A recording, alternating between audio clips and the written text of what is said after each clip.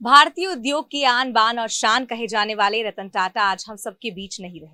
9 अक्टूबर रात करीब 11 बजे उन्होंने मुंबई के ब्रीच कैंडी अस्पताल में आखिरी सांसें ली। वह उम्र संबंधी बीमारियों से जूझ रहे थे और आईसीयू में भर्ती थे। आज पूरा देश उन्हें नम्र आंखों से श्रद्धांजलि दे रहा है। पूरी दुनिया जिन्हें बिजनेस टाइकून के रूप में जानती है, पूरी दुनिया जिन्हें भारत के मशहूर उद्योगपति के रूप में देखती है, आज वह हम सबके बीच नहीं है। उनकी प्रोफेशनल लाइफ के बारे में तो सब जानते हैं, लेकिन इस वीडियो में हम आपको उनके जीवन से जुड़े कुछ ऐसे अनछुए पहलू बताने जा रहे हैं जिनके बारे में आप नहीं जानते होंगे।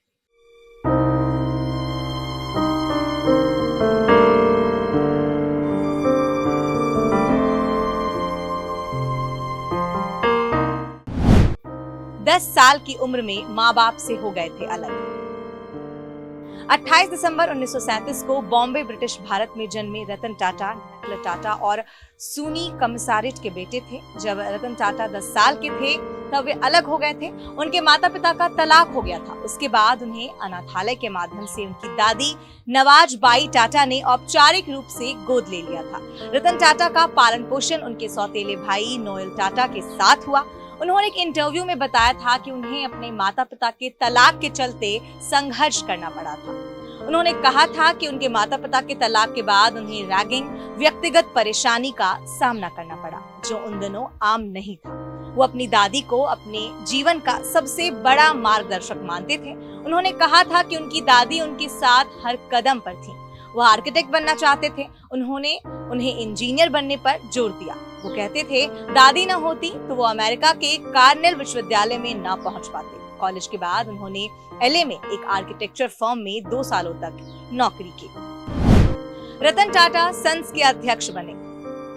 जब जे.आर.डी. टाटा ने 1991 में टाटा सन्स के अध्यक्ष पद से इस्तीफा दिया तो उन्होंने रतन टाटा को अपना उत्तराधिकारी नामित किया।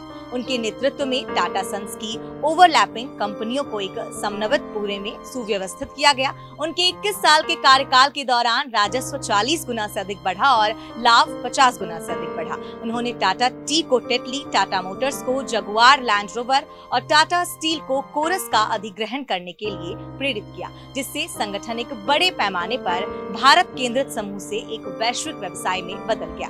उन्होंने टाटा नैनो कार की अवधारणा भी तैयार की थी। इस कार की कीमत औसत भारतीय उपभोक्ता की पहुंच में थी। रतन टाटा ने अपनी निजी बचत स्नैपडील, टी बॉक्स और cashkaro.com में निवेश की। उन्होंने ओला कैब्स, शियोमी, नेस्टवे और डॉग स्पॉट में भी निवेश किया। रतन टाटा की लव लाइफ। रतन टाटा ने 2011 में कहा था, मैं 4 बार शादी करने के करीब पहुंचा, लेकिन हर बार डर के कारण या किसी न किसी कारण से मैं पीछे हट गया।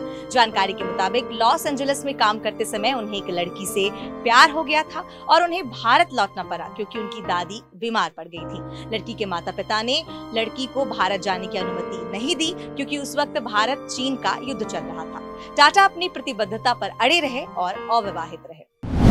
रतन टाटा का कुत्तों के लिए अपार प्रेम। अपने महान सामाजिक कार्यों और कुत्तों से उनका प्यार किसी से छुपा नहीं है। रतन टाटा का दिल आखिरी समय तक कुत्तों के लिए धड़कता रहा। जिन सड़क पर घूमने वाले आवारा कुत्तों को लोग हीन भावना की नजर से देखते हैं या इग्नोर करते हैं, उन कुत्तों के लिए रतन टाटा किसी भगवान से कम नहीं थे। यहाँ तक कि उनके ताज होटल के दरवाजे भी कुत्तों के लिए हमेशा खुले रहते थे। कुत्तों को लेकर वह अपने सोशल मीडिया अकाउंट पर बहुत कुछ साझा करते थे। कई बार उनके इस पहल से असहाय कुत्तों की मदद होती थी। 26 जून 2024 को रतन टाटा ने अपने इंस्टाग्राम अकाउंट पर एक कुत्ते की तस्वीर पोस्ट करते हुए मदद की गुहार लगाई थी। उन्होंने 7 महीने के कुत्ते के लिए रक्त आदान की मांग करते हुए एक लंबी चौड़ी पोस्ट लिखी थी, जिसके बाद कई लोगों ने अपने डॉग को ब्लड ट्रांसफ्यूजन देने के लिए आए थे। असली रत्न की पहचान सिर्फ उसकी कीमत और चमक से होती है, लेकिन अगर किसी शख्सियत में रत्न छिपा हो तो उसकी पहचान करने के लिए उसके मोल और चमक को नहीं देखा जाता है।